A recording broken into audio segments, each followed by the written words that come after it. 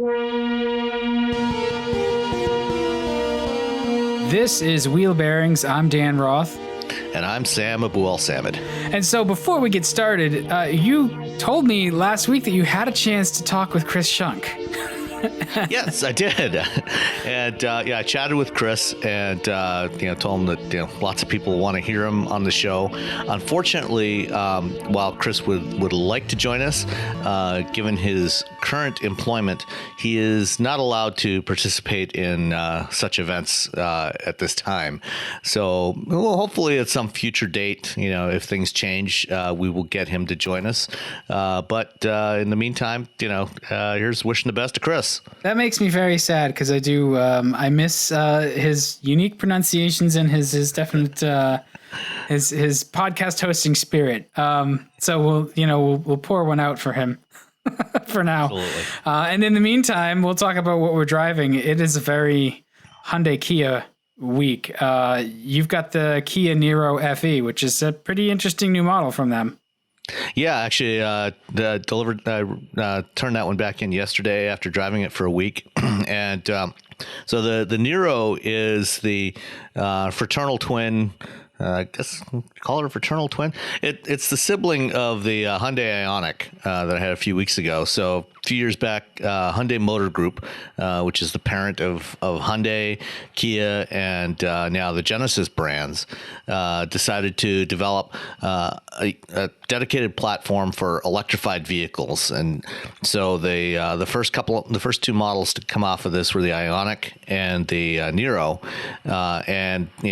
in these two models over the course of starting earlier this year with the hybrids, they're adding battery electric and plug-in hybrid variants as well. And what's interesting is, Hyundai the two brands went in kind of different directions with the top hats they put on these vehicles. That is the body styles that they put on these vehicles.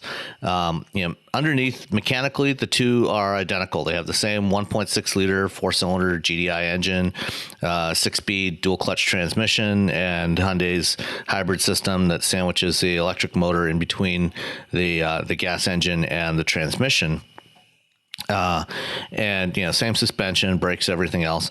The difference is that Hyundai decided to go with a sloping 5-door hatchback design, sort of vaguely Prius-like, and Kia decided to go with more of a crossover style body on theirs.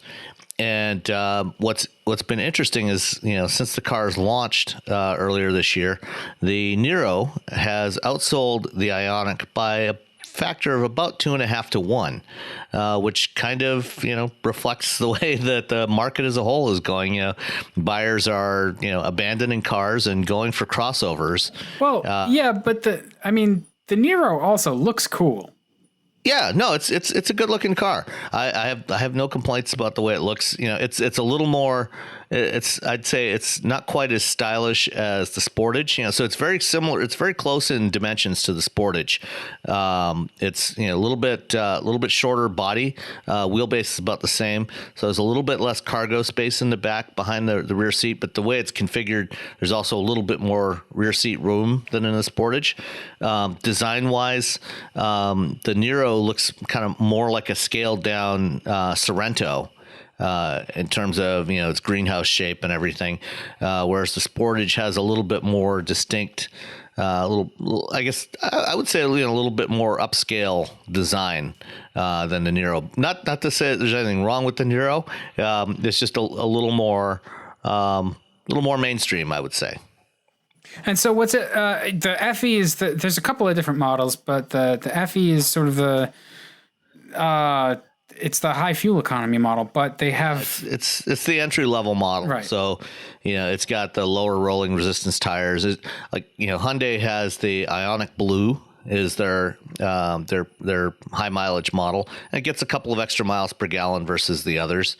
And then for the Niro, there's the FE, and you can also get it in a touring trim level.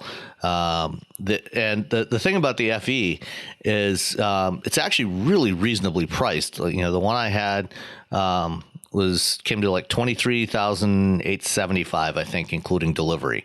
which, for these days, for a compact crossover, in this segment, regardless of powertrain, is actually, it's pretty reasonable. It's about, it's in the same ballpark as other compact crossovers.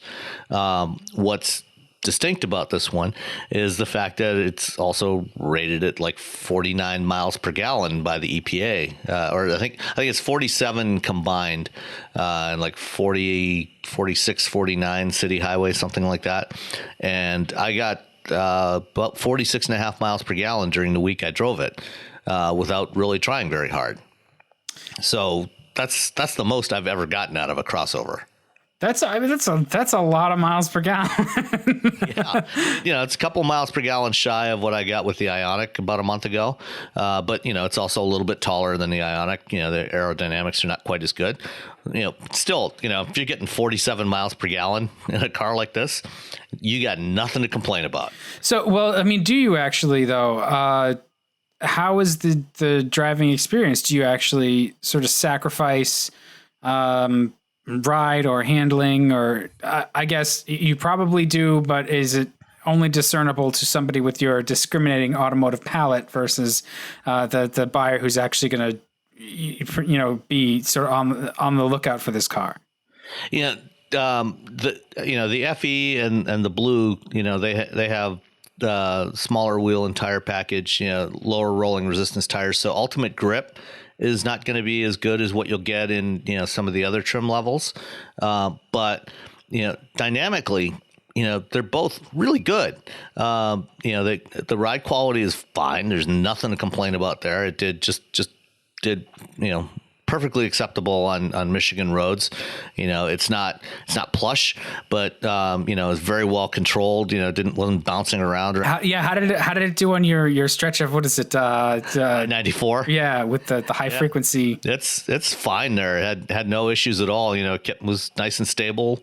Body was well controlled. Absorbed all that stuff without any issues.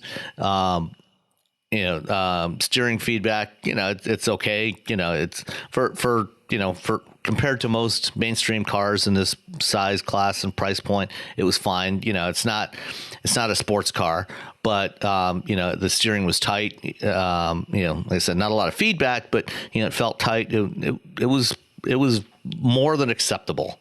And I think your average consumer would have no complaints about this thing. The one issue with the FE, is it's fairly basic in terms of its equipment levels. It's got dual zone climate control. It's got a touchscreen audio system with support for Apple CarPlay and Android Auto. But it doesn't have, and cloth seats. Cloth seats are nice. They're comfortable, reasonably supportive. But it's not a real premium feeling vehicle. But it doesn't feel cheap either. It's good. For what you expect in 2017, it's a very good vehicle, and there's really nothing I'd complain about. If you want some more amenities, you can get things like leather seats, and there's no driver assist features on this one. So no adaptive cruise control, just basic cruise control. If you want that, you can get that on the other trim levels. But aside from that, if you're looking for a reasonably affordable new car with lots of cargo space, and lots of room for 5 adults, and great fuel economy, you'd have a hard time doing much better than this. Yeah, well, and that's the thing that I notice about both Hyundai and Kia, and we'll get to that a little bit more in depth in a minute. But just overall, their cars do a lot of very important but somewhat overlooked things really, really well. The ergonomics inside are generally pretty solid. They're better than a lot of the class. When you think about what's in a Toyota or a Honda or even a Ford, the Hyundai systems are pretty well thought out. They're mostly responsive. They that you know how to control it without having to open the manual. It's not as frustrating to use. There's still some give and take in terms of how functional that touchscreen is. Yeah, it's not flashy, but it is very functional. Yeah, everything just works. Yeah, and And the touchscreen, the screen itself is responsive enough, and if you're using Android Auto or CarPlay, then the interface, will be familiar, and it works just fine.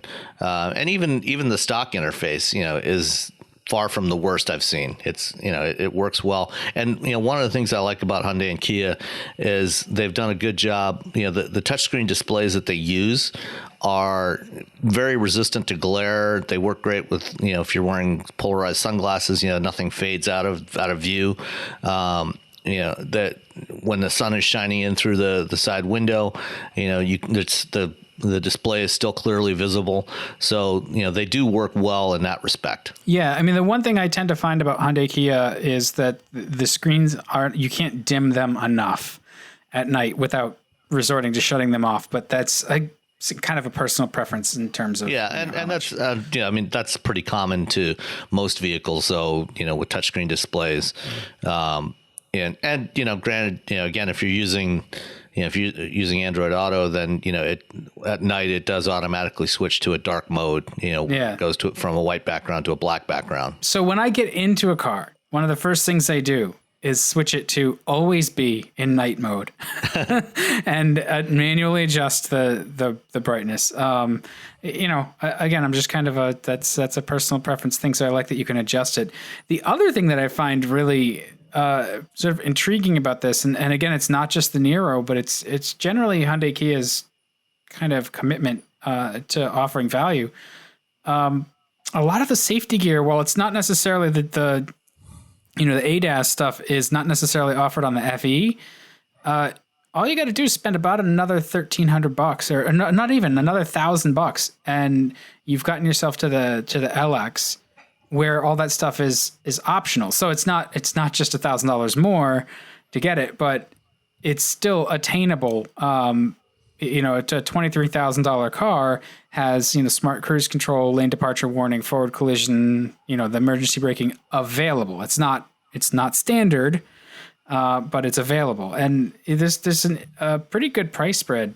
The Niro, it starts at right around 20 and it goes up to right about 30. That's pretty much in the meat of. Well, the FE is the cheapest one. It's at $22,900, and then you add the delivery charge, and that gets you to $23,800.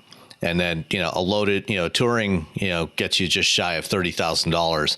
But yeah, you said for example the EX is at $25,700. And I think that may already include the lane keeping system.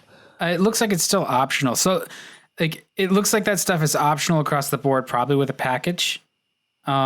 But even so, it was interesting to read Dave Sullivan's take on the new Traverse, which doesn't make ADAS standard until you spend $50-something thousand. It's a little bit easier to stomach here where the car is, 30 or below.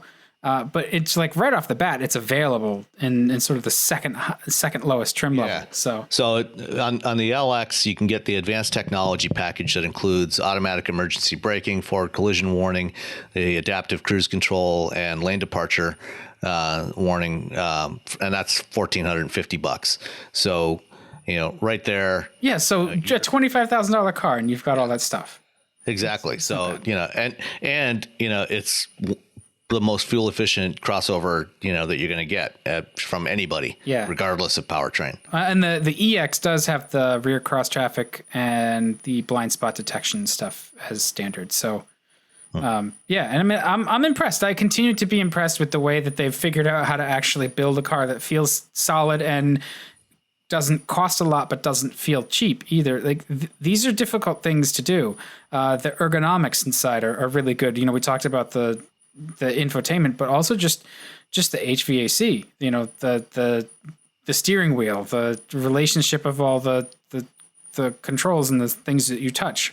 They're pretty well thought out in these cars. And I haven't had a Niro, but I see a lot of familiar high points. One thing I did notice when you fold down the rear seats, at least in the Niro Hybrid, which is the one that's available right now, is it's not flat. It's not the rear seat backs when you fold them down are not flush with the cargo floor in the back. So there's there's about a 2.5 inch step up to the rear seats, so you don't have a flat load floor in there.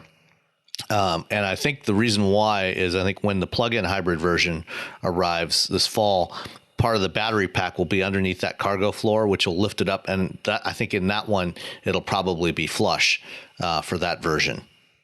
I see. So do we know when that plug-in one is coming? It should be sometime late this fall. So probably November, December timeframe. Just in time for Christmas. Yeah. And that'll be available in both the Ioniq and the Niro. So the Ioniq will have 3 variants by the end of the year: the plug-in hybrid, the regular hybrid, and the battery electric. And there will be the 2 hybrid versions of the Niro. And then Kia still hasn't confirmed when they're going to launch the battery electric version, but it'll probably be sometime in the first half of 2018 for a battery electric version of the Niro. I still expect the Niro to continue to outsell the Ioniq. I think it probably will. I'm trying to get some data to see how it's doing globally, but certainly here in the U.S. I do expect it'll continue to do better for the foreseeable future. Yeah. Well, and I mean, they've kind of done a little of that Prius thing where they've created a sort of new niche model that doesn't look like anything else, where the Ioniq sort of goes after the leader of its own niche. It's very good, but it's still. Well, I think the Ioniq's a better looking car than the Prius. Oh yeah. Yeah. It doesn't have the weirdness of the current generation Prius. So when I see the new Prius and the Prius Prime, what I think is like they're trying to bring back the tail fin. If you look at the rear quarters, it almost looks like a 59 Chevy in like teensy tiny form. Yeah, you're kind of right. It's weird.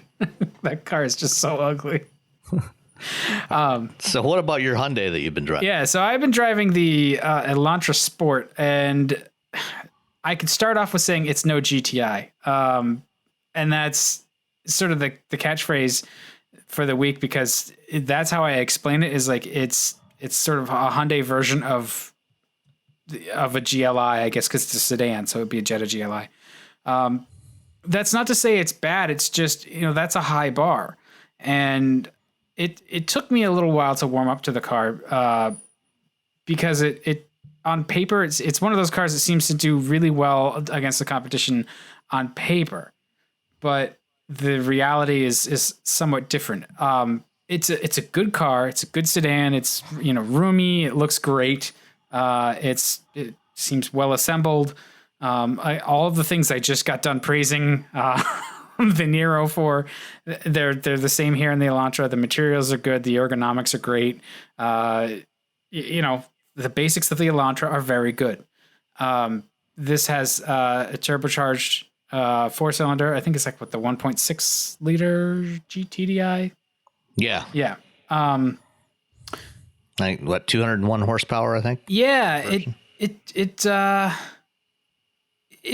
It's quiet. I wanted a little bit more noise from it. And it seems kind of isolated, which is okay. But in a car like this, you kind of want to feel it a little bit. I think they sort of purposely went a little bit conservative with it.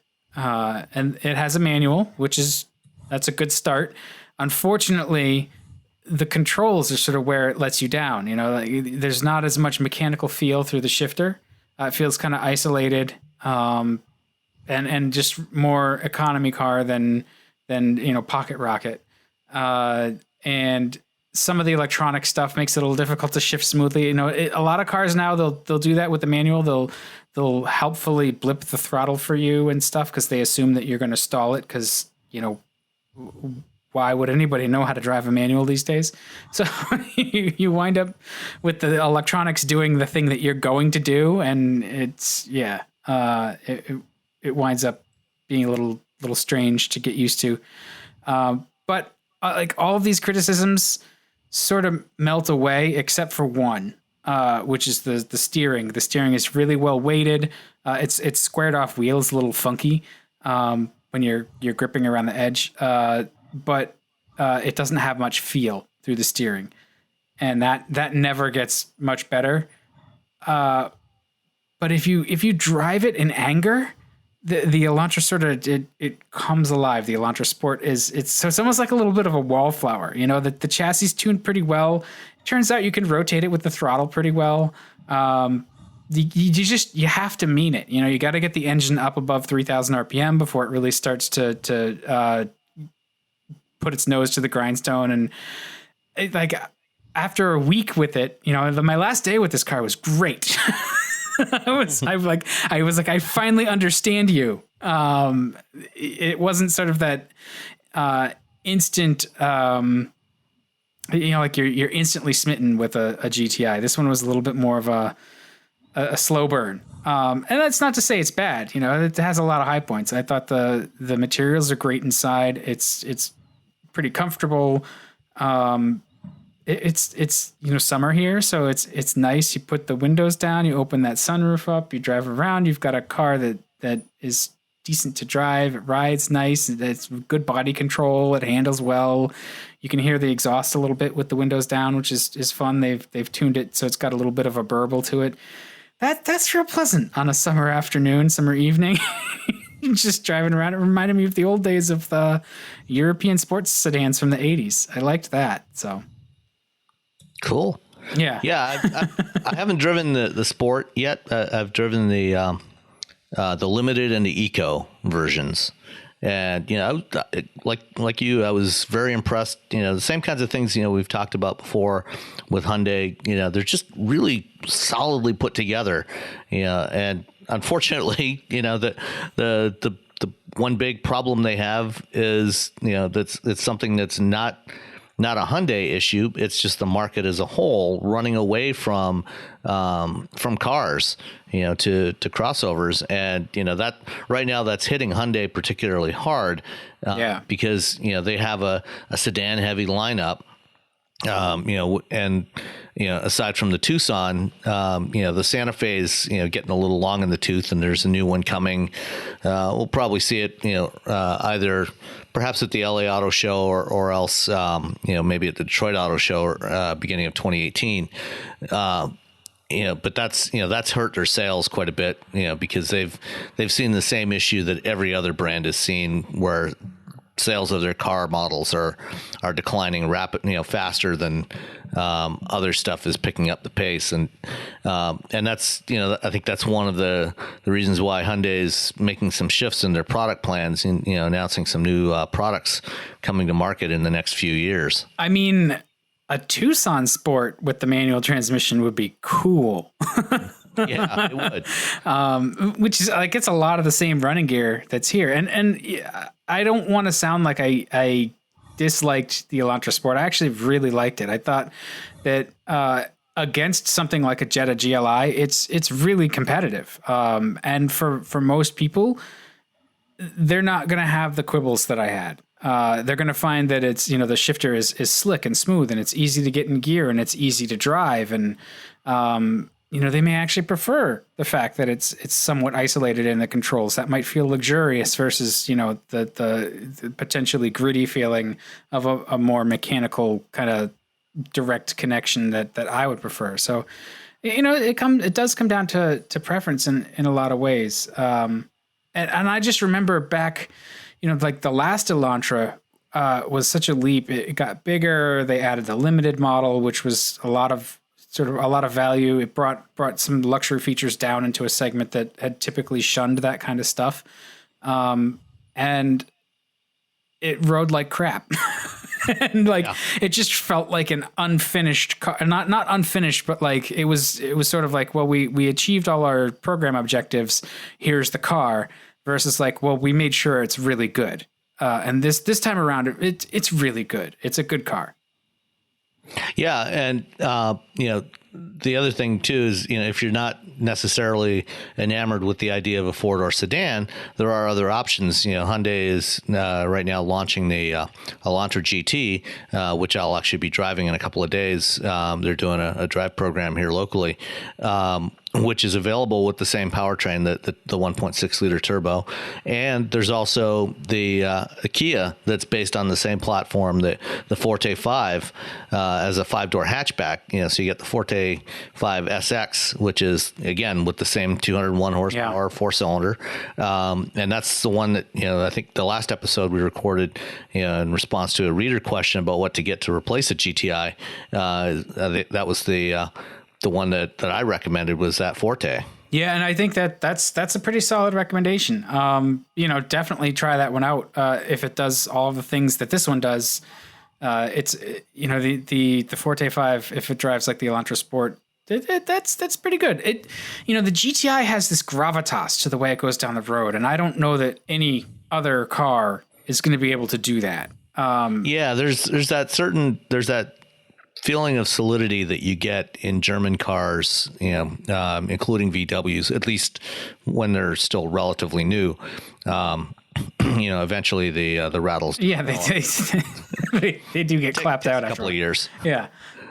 But they have other issues which we don't need to get into yet again. But I was aiming for things like manhole covers and broken pavement just to see how it does. That's a real test. Does the steering column jiggle? Do you feel it?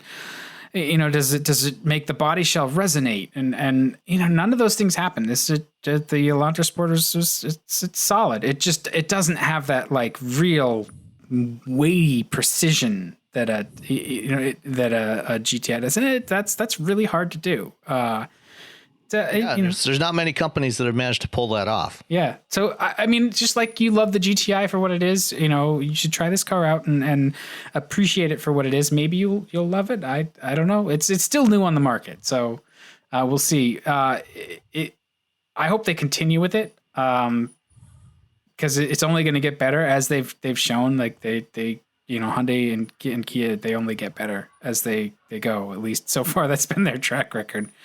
So I would not bet against them continuing to improve this model. But yeah, I liked it a lot. The that 1.6, I'll be interested to see how you feel its power delivery is. It's occasionally lumpy, and I don't know if that's like turbo lag or what. Because there was not really a whole lot of discernible, like repeatable turbo lag, but there were just places where it pulled real hard and then it stopped pulling real hard and then it pulled real hard again. And I don't know what it was, like a transitional moment or, it took me a couple days to remind myself to always be shutting off the traction control as well. So who knows? That could have been part of the problem. Yeah. Also the driver might have been the issue. So, well, there is always that too. Yeah. Yeah. So, so we've had Hyundai Kia Garage this week, and you know what? Why don't we keep the theme going? Okay. and we could talk about because you touched on it actually, the fact that they have a car heavy lineup and they don't have a lot of crossovers, or then they have no. They have some SUVs, but no traditional SUVs and no trucks. They're looking to solve that problem with a new truck that is supposedly sort of the production version of the Santa Cruz concept car that we saw back in 2015. 15 or 16. I can't remember which year. Yeah, a couple of years ago at the Detroit show, Hyundai showed off this compact pickup truck called the Santa Cruz. It's a unibody pickup. Supposedly they're gonna. It got quite a positive reception at the show, and they've said that they're gonna build that vehicle. Not sure if it's gonna still stay that size or if they're maybe gonna make it a little bit bigger. I just hope it looks the same. Yeah, because that's an awesome looking car. Yeah, it's pretty cool looking. My guess is it'll probably get a little bit bigger, and they'll probably build it off the new Santa Fe platform. Do you think so? I thought it was rumored. I mean, the information is kind of sketchy now, but I think all is that they're going to build a pickup truck. Yeah, I thought it was. But he's assuming it's going to be just a production version of the Santa Fe, but it's not. I don't know how much of a market there is necessarily for a pickup truck that small. Yeah, oh, right. They say doing pretty well. right, and I would expect it to be based off the next gen Santa Fe, but that's not coming for a while. The new Tucson's going to come before that, so the thought is maybe the Santa Fe is going to come next year. Is it? Okay. Tucson, yeah, the Tucson is newer. That one launched in 2015. Oh, right. Okay, I see. So it's like 2018, 2019 for the new Santa Fe, and the Tucson's not till like what 2020 or after or something like that. Yeah. Right. So I mean, it could be a compact, so it could be coming off of the next gen Tucson. That might be kind of tiny though. Well, that's what I'm thinking. I think it just seems like that might be, although, I mean, everybody at the show that saw it thought it was really cool. I'm not sure that there's actually a market for a pickup truck that small.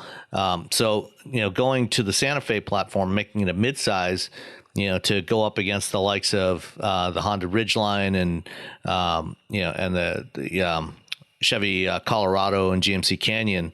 And, of course, we also have a new Ranger in that size segment coming as well. So something a little bigger, I think, would probably be a better fit for the U.S. market. Yeah. Who knows? I mean, maybe they'll do more than one. It's entirely possible. But and then, next year we're also getting the Kona, which is their subcompact crossover, which is that's gonna slot in below the Tucson. That they showed that off in Korea a couple of months ago, and there's also going to be a battery electric version of the Kona as well. So we're going to get a gas version and a battery version of the Kona. So if they do this pickup too, do you think that there's any threat? I guess that it may be the first sort of battery electric pickup for sale on the U.S. market, because it would seem that that's a really great fit for it. They have the technology, they can put it together. Maybe, but I doubt it. Because one of the things with pickups is you do want to have some payload. You want to have some decent payload, and if you start loading it up with say 1,000 pounds of battery pack, that eats right into the payload, and that's going to be a problem. So more likely, I would guess they'll probably do a hybrid version. Oh, even a hybrid, yeah. I mean, that would be pretty good. That would give it a unique selling sort of advantage. Right. So, Hyundai has done, has said that they're going to be doing a bunch more electrified vehicles. I think 7 more electrified vehicles over the next 4 years. And so I wouldn't be surprised to see a hybrid version of the Santa Cruz, maybe a plug-in hybrid. A battery electric, probably not, because I just think the battery pack would eat up too much of the payload and eliminate whatever truck utility the thing actually has. Yeah, well, especially, I guess you'd completely obliterate range anytime you decide to use it as a truck. Yeah, exactly. You can get away with that in a crossover. I don't think you could get away with it in a pickup truck. Yeah, I mean, I think it's a great development, and I'm fully on board with unibody sort of crossover based trucks. I mean, they're already most of the way there, where they've got cars that look like SUVs. So cut the back of the damn thing off and make a pickup truck. I mean, it's super practical. Look at the Ridgeline. The Ridgeline is such a perfect truck for most people. Yeah, I mean, the second gen Ridgeline is a fantastic truck. I think it's just the right size for most people's needs. It's got enough payload capacity, enough cargo, enough cargo volume capacity in the bed. Room for 5 in the cab. You've got that rear trunk. So you've got a locking, enclosed space behind the rear axle. So you're right. I think it is the perfect personal use pickup truck, as opposed to the full size traditional body on frame pickup trucks are really more for commercial use, or if you really need to do heavy towing.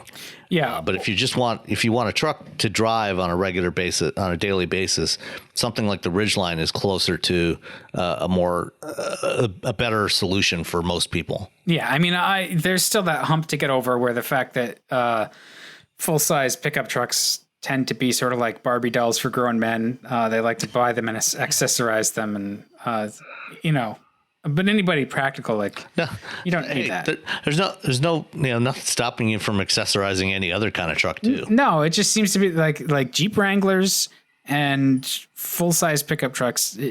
9 times out of 10, they've got some frippery on them. It's just like one of those never fail things, like Harley Davidsons. How many stock Harleys are there? Like the first thing people do is just like put on Vance and Hines pipes or something. Like, okay, have fun. But sure. Props for being an enthusiast. And before I continue to insult people, we should just move on to another topic. You want to stay with crossovers for a minute? Yeah. Okay. So last week, GM announced the details on the Chevy Equinox diesel, which is launching sometime in the next few weeks, I think. So, the gas engine Equinox with the 1.5 liter turbo and a 2 liter turbo launched earlier this year. The diesel is the same 1.6 liter Whisper diesel, they call it, that's already been available in the Cruise for several months now, and it's coming to the Equinox this fall. And it's officially rated by the EPA at 39 miles per gallon highway, which makes it the most fuel efficient, for now at least, the most fuel efficient non-hybrid crossover, and even beating a number of hybrid crossovers like the Toyota RAV4 in fuel economy. Yeah, which is pretty impressive when you consider. I mean, the hybrid is the second coming. We've got, although that GM diesel, like having spoken with the powertrain engineers for that's not a uncomplicated engine. That's a pretty sophisticated powertrain.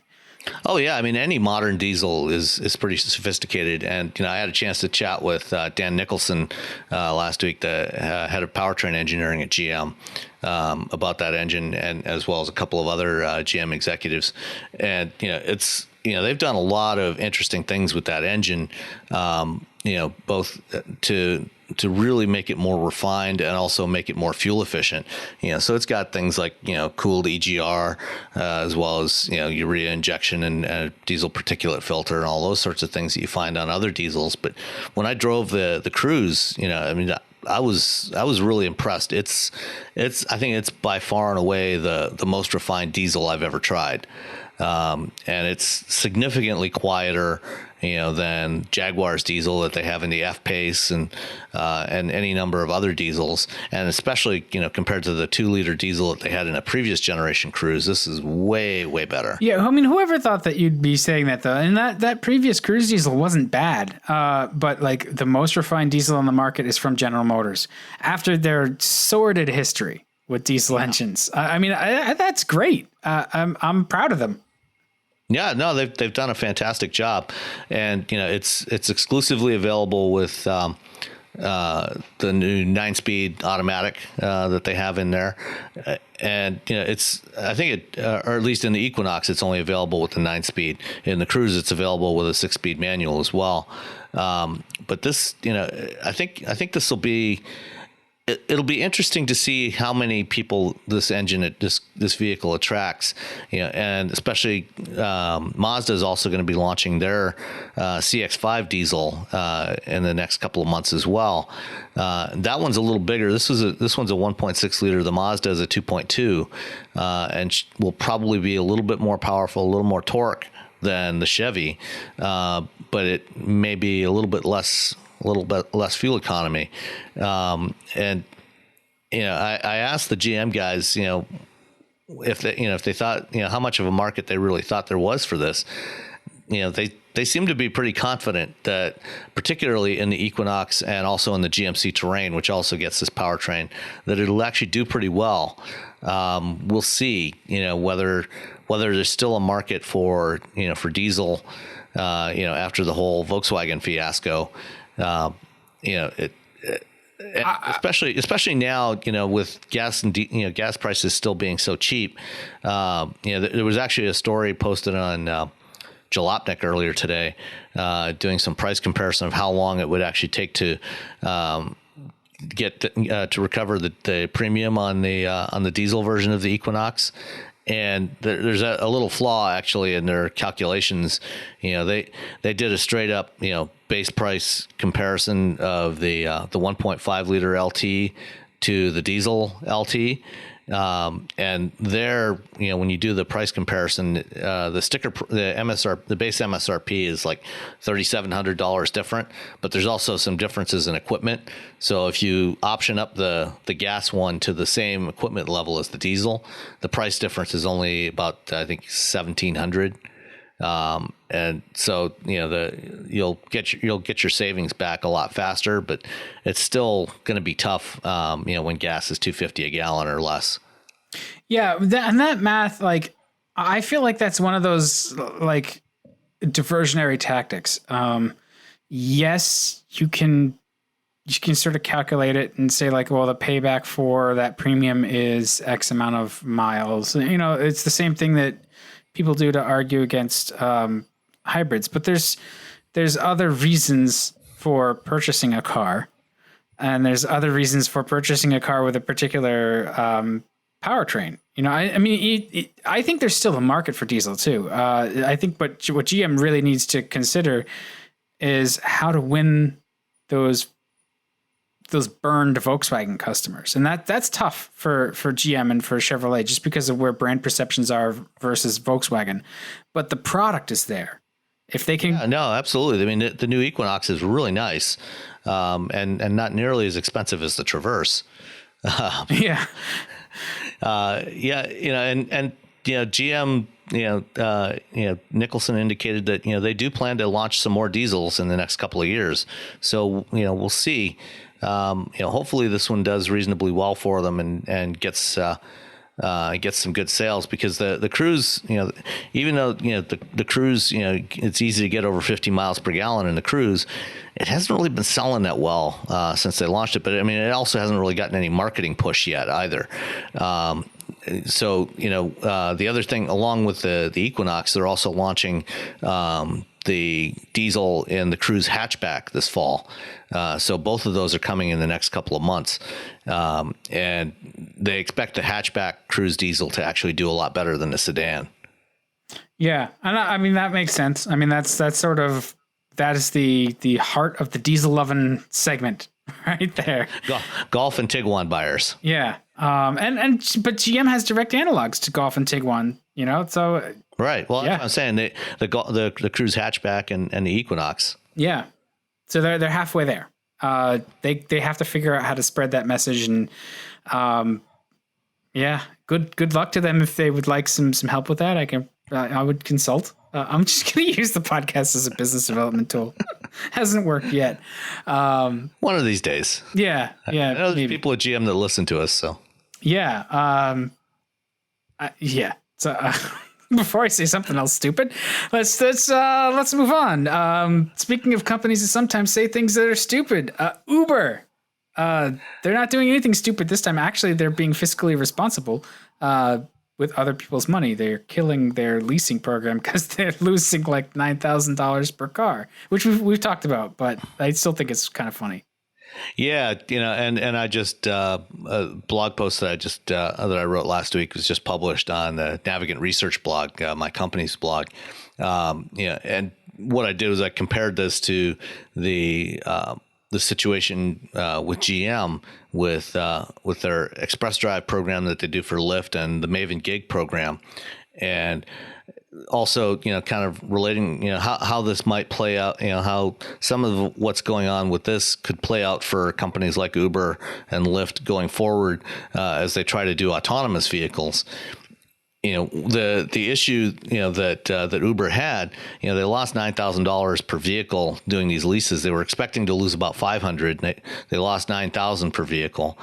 And for Uber, to do this, to what they're trying to do is make new vehicles available to Uber drivers at affordable prices, more affordable than they could get if they tried to buy it themselves, because a lot of Uber drivers, a lot of Lyft drivers, may not necessarily have the credit to the credit ratings to get, to buy a new vehicle. And there's also issues, if you're leasing a vehicle to use for a ride hailing program, there's mileage limits when you get a lease, and, you tend to accumulate a lot more miles when you're using it for work like this.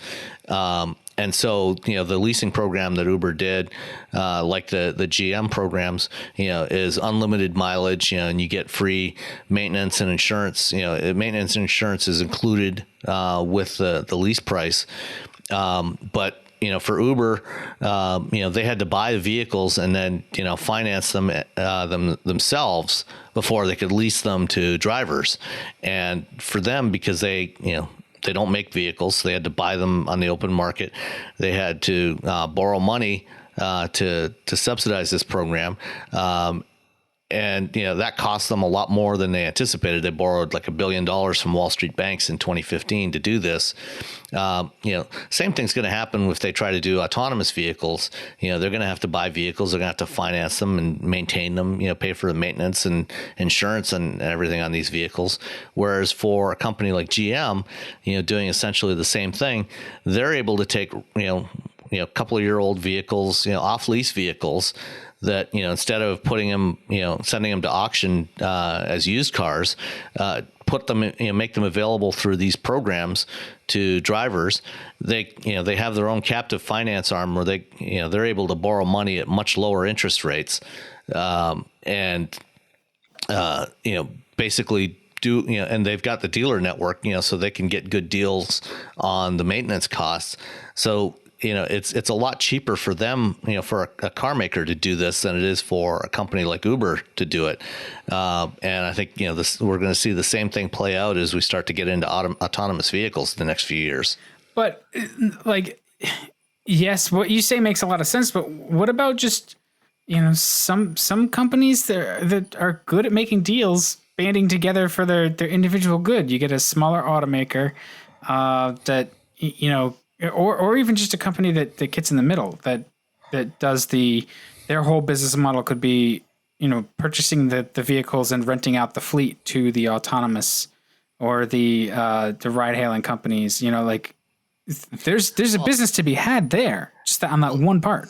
Well, the problem is that, if you start adding other companies, other layers into this, everybody wants to take a cut of the revenue stream along the way. Well, yeah. Everybody wants to make money. I guess so. If you offer them the cars at, you do a couple of things, right? You offer them the cars at either price parity or a slightly lower price than a company like Uber could afford, and you make it much more hassle free. So just much easier. They don't have to hire extra people. So right there, their cost drops again. They don't need people to manage that program. It's like just buy the cars, manage the program. Right. So you build your company, your vehicle leasing company. I mean, these are things that exist already. Well, yeah. Where those things exist? At automakers. Yeah, that's true. Companies like GM and Ford and Toyota and Nissan, they have all these. They have all this infrastructure in place. They have the staff to do this stuff. They have vehicles that they have coming back lease returns that they own, and normally they would just send those to auction. Yep. And dealers, used car dealers buy them and resell them. So instead of flooding the auctions with more off-lease vehicles, they take a slice of those and put them into these programs. They're still, just a couple of years old. They're still relatively new, in many cases, current model generations. They take the ones that are in best shape and put those out there. And, it has advantages, because by reducing the supply of used vehicles, it helps the residual values. Also, putting them out there, it gets the riders, the passengers that are using these services into relatively new vehicles from the manufacturer. They're exposed to these vehicles and say, hey, this is pretty nice, and, it hopefully, the hope is that it turns some of those people into into potential customers that would consider, once they've had a chance to ride in your vehicle, hopefully they'll consider buying one to buy a vehicle. I almost think that's probably the worst argument for the whole thing, is to say like, no. These people who like the ride hailing service when they're out of their minds drunk will eventually ride in one of your cars and decide to buy it. Okay. Disregard that one. You still have all the other aspects. No, I know. I just think that one little part of it. Vertical integration.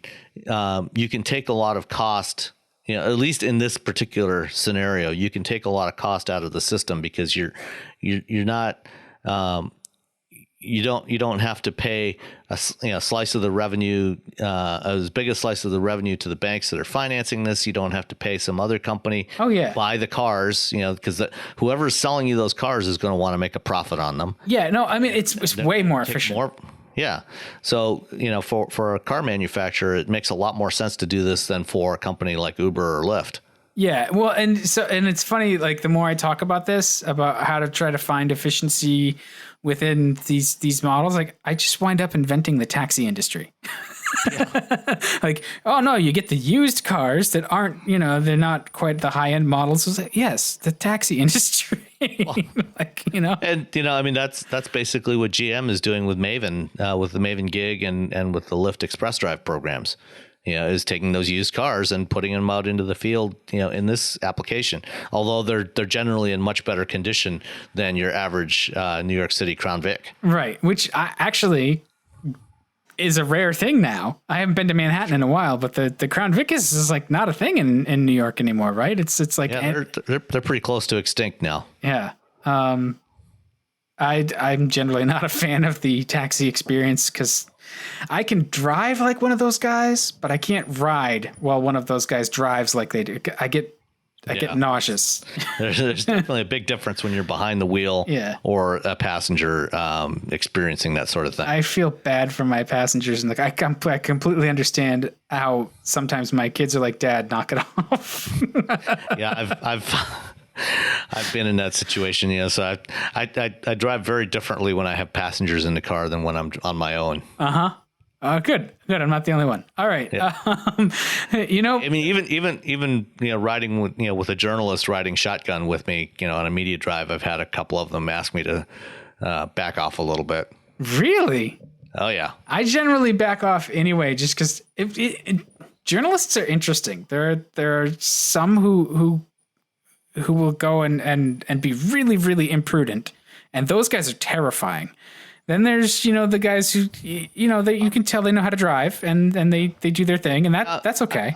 I try never to be imprudent, but, depending on the type of vehicle that we're driving, I try to, explore its limits within reasonable bounds. I also I try not to crash.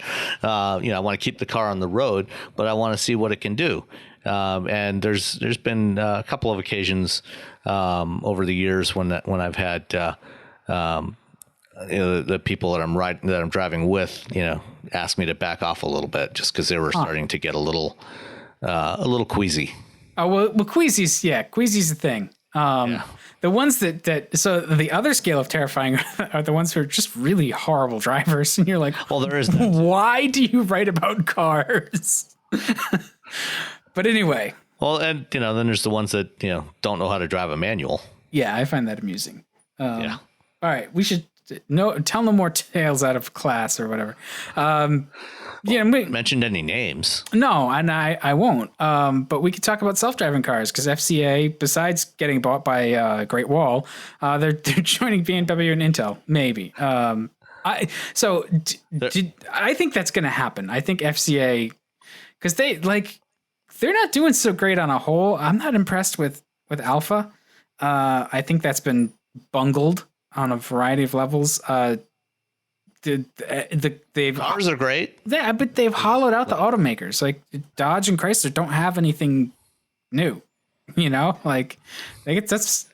not bad, but it's old. Well, Chrysler could get something now. What we're talking about is FCA deciding to join this partnership between BMW and Intel to develop an autonomous driving platform, and this was announced last week. And BMW and Intel announced their partnership a year ago, along with Mobileye, which has since been purchased by Intel, and FCA has now joined that. The listeners probably were aware, we've talked about it before, that FCA was supplying Chrysler Pacifica hybrids to Waymo for their autonomous driving program. The problem for FCA with that is they're effectively just tier one suppliers. on that program, and had no access to any of the data or even the autonomous driving system. They were just selling vehicles. Yeah, right. They're basically just selling cars. Yeah. Yeah. And so, with this one, they're a full partner in the program. They'll be involved in the development of this autonomous driving platform. We haven't heard details about exactly, what they're going to be doing, but there will be development going on here in the States as well as in Europe on this system. And the other, BMW and Intel have also indicated that they're open to other manufacturers joining this partnership to help develop the system as well. So it'd be interesting to see if others jump in and join this. We'll see. Yeah, eventually. So the thing that I see is like a lot of automakers are working with a lot of sort of third parties, and they're all kind of developing their own solution. At a certain point, that just becomes too much, and it collapses under its own weight. And the real sort of the thing that becomes the industry standard, or you get several very large established players in the industry that emerges, right? Like how many companies manufacture alternators, right? You've got like Bosch, Denso. I don't know. I can't even think of another one off the top of my head, but I'm sure. Right. Delphi doesn't anymore. Borg Warner now. Sure. Borg Warner bought Remy. Right. I was formerly a part of Delphi. I was going to say Delco, but I knew Delco was not a thing. They're part of Borg Warner now. Right. There's not that many. I guess is the point I'm trying to make. And like, I think we're going to see like more of these kind of things happen. And then at a certain point, there's just someone going to get just absorbed, and there's going to be consolidation, and we're going to wind up with 3 or 4 sort of solutions that, get used across. It's not going to be like the BMW solution and the Audi solution is going to be like, the XYZ, whatever that gets used and licensed across other manufacturers. Or maybe I'm speaking nonsense, but that's what I see. Yeah, I mean that's a possibility, but I think the other thing that could happen here, and I think the autonomous driving area is perhaps a little bit different because of some of the liability concerns around this stuff, and I think part of why every manufacturer wants to get involved, or most manufacturers want to get involved directly in this and own the systems that are in their vehicles as opposed to just buying them off the shelf from a supplier, is because they want to have visibility into everything that's in there, so they can, because they're going to be liable for when anything goes wrong, and it will. Things will go wrong. These systems are not going to be perfect. They'll probably be better than humans, but they won't be perfect. And so that's going to be an issue that everybody's going to have to deal with. And I think that's why one of the reasons why FCA is joining this partnership, so that they basically own a piece of this and they have visibility to everything that's in there. And then the other part as well is by having some control over what ultimately ends up going in their vehicles, they will have access to all the data from those vehicles, and they can build services, which this is one of the key things that everybody's trying to do is build some new service models derived from the vehicle data. So everything from maintenance and repair, predictions, to usage-based insurance and parking services and localized deals and everything else that can be recurring revenue for the manufacturers as they go forward, and overall vehicle sales decline. Yeah. I look forward to the new day of wrapping my entire car in tinfoil.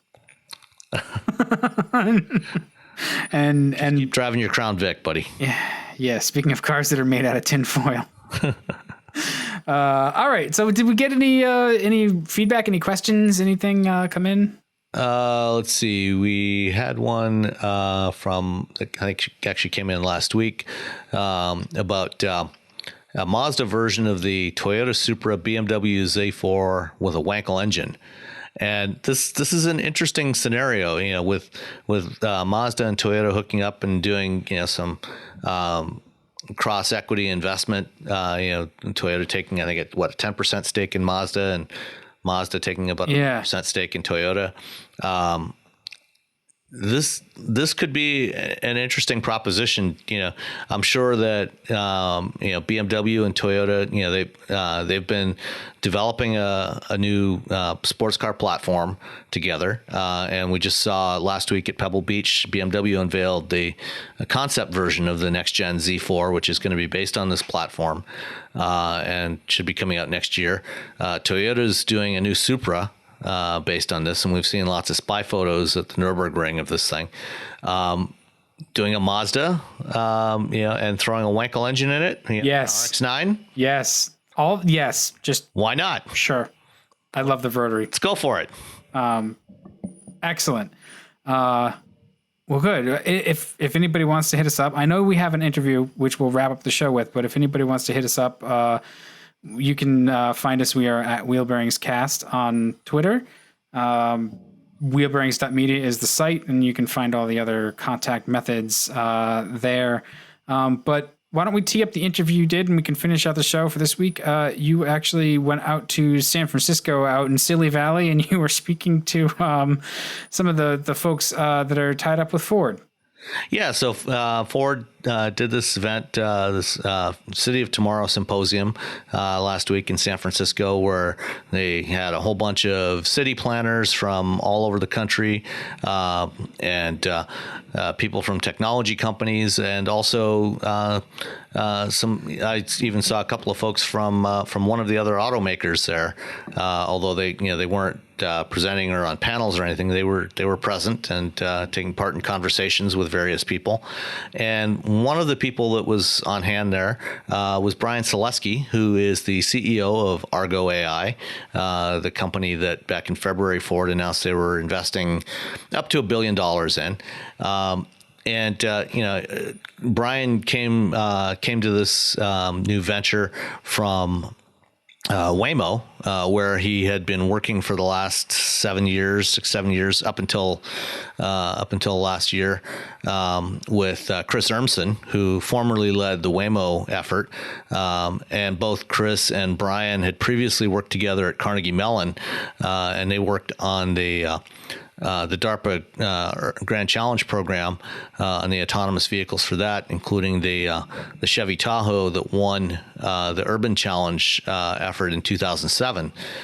So Bryan's got a lot of experience with this, and he's over the years he's his original focus was on software, but he's gotten more involved on the hardware side as well. And over the years, and some of the stuff he worked on the development of the autonomous sensor suite at Waymo, and he learned a lot of lessons from that about what it takes to actually build hardware.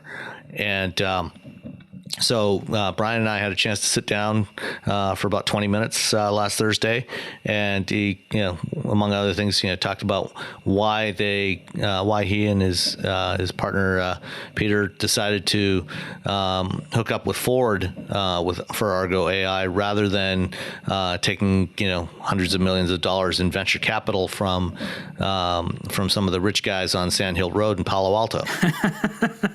Who could that be?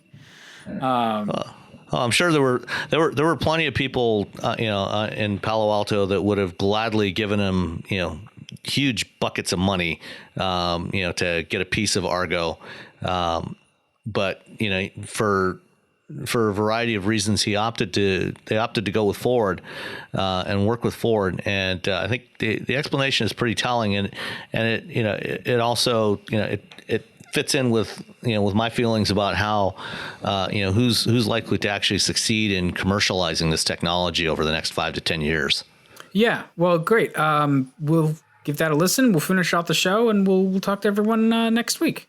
All right, see ya. All right, so Bryan Salesky, CEO of Argo AI, Argo.ai. I think it came as a surprise to a lot of people in February when the announcement was made. First of all, I think when the announcement was made, probably no one had ever heard of Argo.ai. But you've got quite a history with automated vehicles, automated driving, going back to the DARPA Grand Challenge program. You were part of the CMU team, the Tartan Racing team, heavily involved. I think you led the software part of that effort with working with CMU and with GM on the Chevy Tahoe that won the Urban Challenge in 2007.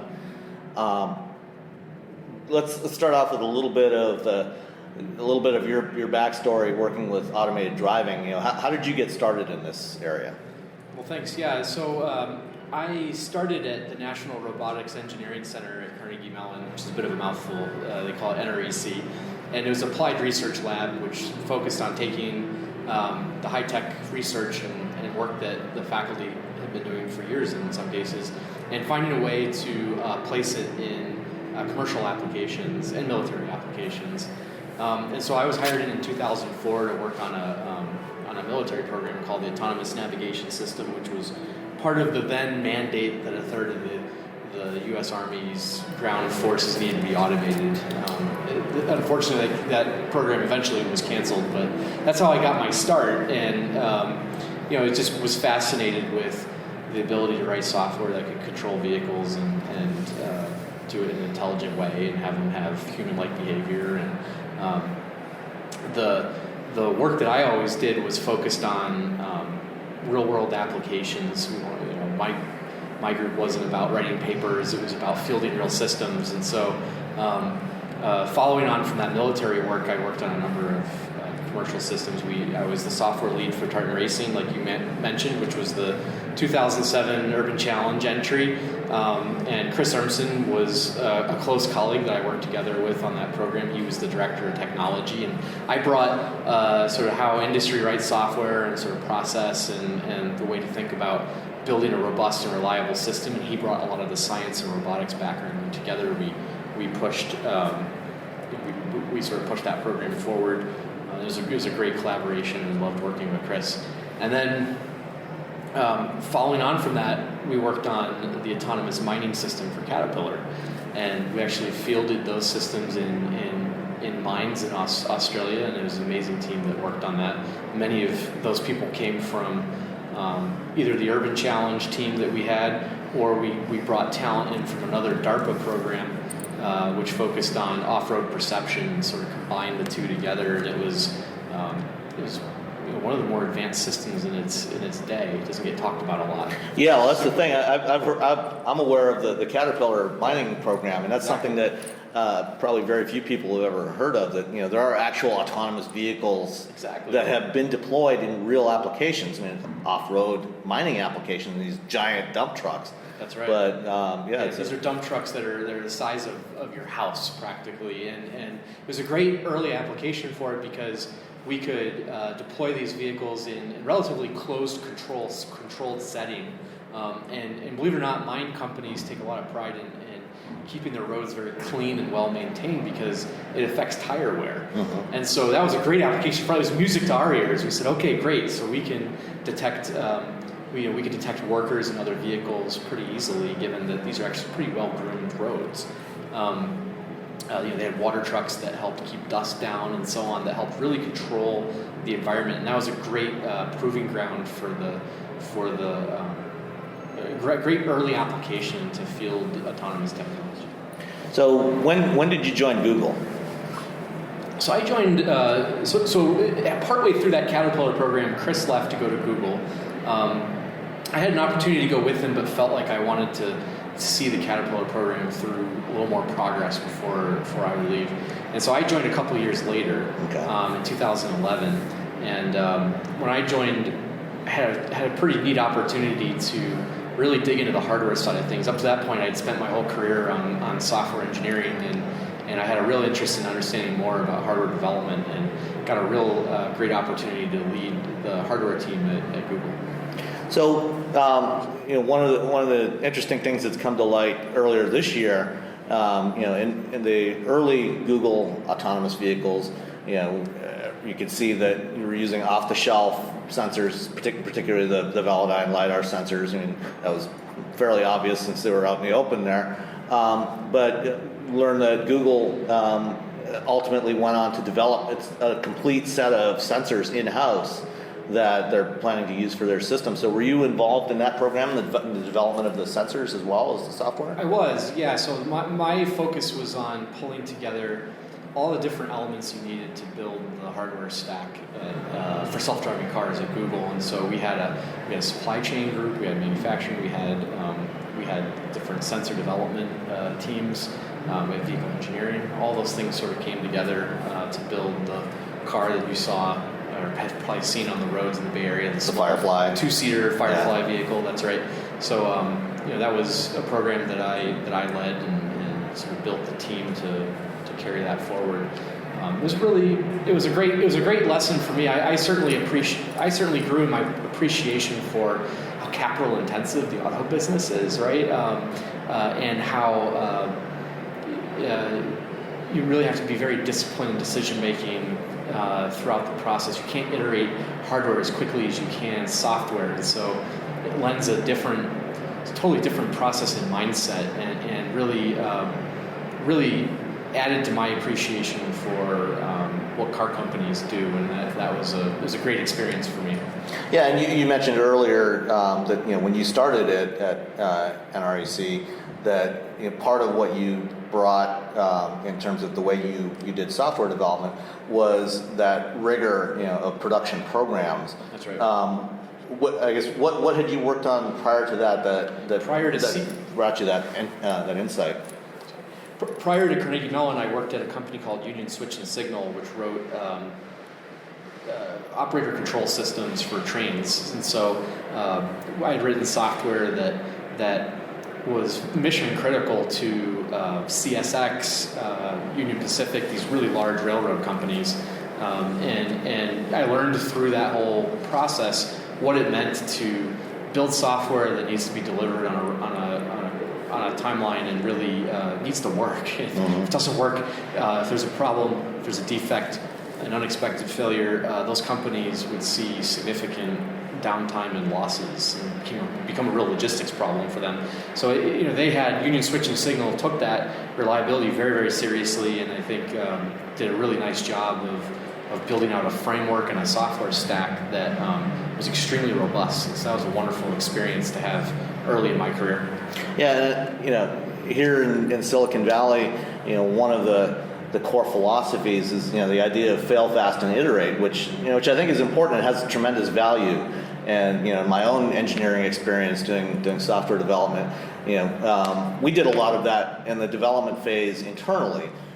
But I think the key difference between what you obviously learned doing that railroad stuff and then later on with the autonomous stuff is that you do that before you deliver it. I think the threshold for what can be considered a minimum viable product is very different when you actually have to deliver something that is controlling physical systems that impact people. It's so true. It's so true. I mean, you can't. It's okay to fail fast, learn fast, and iterate, but you can't ship something that's unreliable, right? And the bar is much higher for delivery. And that was a lesson that I learned real fast, and I think I carry forward in everything we do today. So when you left Google last year, I guess it was probably already Waymo at that point, or was it? It hadn't been Waymo. Okay. It wasn't okay. Waymo at that well, point. when you left Google, and you and Peter started Argo.ai, obviously, given your background and Peter's background at Uber, you could have very easily gone to any of the very wealthy VCs in this area and probably gotten a pretty healthy chunk of funding to get your thing going. But instead, you chose to go with Ford. And why is that? Can you talk a little bit about why you chose Ford? That's right. Yeah, there's a number of opportunities we could have pursued for funding, like you said. Venture capital money was one way to do it. And I received a lot of conflicting advice as to what the right answer was. And I don't know there is a right answer, but a few things that were important to me is I wanted a partner that would be with us for many years and be really committed to this, and that understood how difficult the problem is. And the other thing I wanted was a partner that brought not just money but also a real capability that would complement the team that Pete and I knew how to put together. And an automaker made a lot of sense because we knew that we weren't going to get in the auto business. I certainly, as I said, in my Google experience, got a real appreciation for how capital intensive and difficult the auto business is, and realized, automakers are pretty good at what they do. Let's leverage that skill set. And so I started looking at different ways to partner and spoke to a number of car companies, and I really loved Ford for a number of reasons. And one of the biggest ones was we were just so aligned in terms of mission and what we wanted to accomplish. Bill Ford's been very vocal in the past about the potential of how this technology is going to really transform cities. For him, it wasn't just tech. It wasn't just a new capability on a vehicle. It was a world-changing, transformational thing that needs to work as part of a system, an ecosystem that's going to change how we move things from A to B. And that's very much how Pete and I saw it. And I realized that not only are we aligned in mission, but they also understand how hard this problem is. They understand obviously how to make vehicles. And we just thought we could really bolster their self-driving vehicle efforts in a huge way with Argo. And so that's how that partnership came to being. And I thought that was the right way to also raise money, since they were so committed, they were willing to put in that funding, the $1 billion, and that gives us stability, so that we can really focus on just building the product. I don't have to necessarily worry about raising money year after year, and that was just very appealing to us. So let's dive into the tech side a little bit if we can. In terms of software development, I think a lot of the team that you've brought into Argo in the last 6 months has been from the team that was already working on this stuff at Ford. How has the approach evolved now? Under the leadership of you and Pete, has there been any kind of fundamental change, or do you think that the Ford team was already on the right track, and you had some new ideas to bring to it? Well, so actually we've hired from all across the industry. We've hired software engineers, great roboticists, people from out of school. We've had interns. The folks that came over from Ford is actually the minority compared to everyone that we've brought into the company. So, we're over 140 people now, most of which have come from other places, and that's important just because you need people with different ideas, different ways to approach the problem. This is a multidisciplinary problem. We want diversity in thinking. That's the only way to innovate and pull something together like this. And in terms of what Ford had and the Argo approach, I think we were aligned in terms of what all the major pieces were that need to be built out. And I think Ford certainly had a good idea of what the different puzzle pieces are that makes up an autonomous vehicle team. But Pete and I have had, drawing upon our experience going back to Carnegie Mellon, I think we added some depth to the thinking in terms of exactly what the right algorithms are to try out, and what sort of science to bring to bear, and how to recruit and also engage universities effectively as part of the program. I think our experiences gave us a unique perspective on how all that came together, and so we very much are taking an Argo approach at this point to solving the problem. As far as kind of the general architecture, can you talk at all about in terms of the perception system in particular? Are you using machine learning? Neural nets, what kind of approach are you taking to the problem? Yes, all of the above. So we think that first off, we're pragmatists. We want to apply whatever tool is available to get the job done, and so that means that there's no religion here or dogma around how we build this thing. We want to build the nuts and bolts of this system from the ground up in such a way that we leverage the strengths of machine learning for the problems that it's good at solving, and rules-based programming for the things that it's good at solving. There's no one technique that's a panacea that solves all of these, the whole space of problems that need to be solved to field a safe autonomous vehicle system. In terms of the perception approach and sensor configuration, we feel strongly that a multi-sensor, multimodal approach is required, because the strengths in one sensing type really complement another. So LiDAR, radar, camera, they're very complementary modes of sensing, and we think all three are essential to unlocking level 4, level 5 self-driving. Clearly, the multimodal sensor approach, gives you some redundancy on that side.